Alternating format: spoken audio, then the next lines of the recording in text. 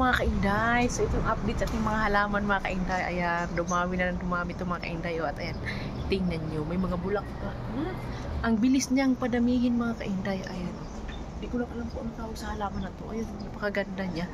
At eto nga siya mga kainday. Para kasi siyang alokbati mga kainday. At eto, may bago akong tanim dito. At ayan, tingnan nyo. Ang bilis nagkaroon ng ano mga kainday, oh, talbos. Ayan. At ayun na nga mga kainday, tuwang-tuwa ako dahil gumamila natin. Ayan, tuloy-tuloy na yung paglabas ng mga dahon. Ayan, no? Kasi akala ko talaga mamatay na siya mga kainday, no?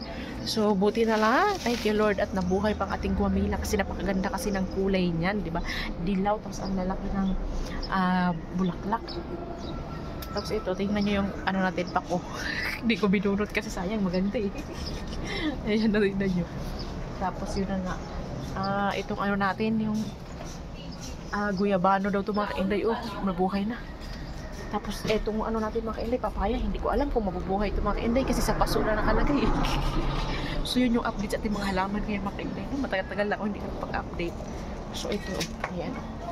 Oh, yeah, mataba na. So yun mga kainday, thank you for watching.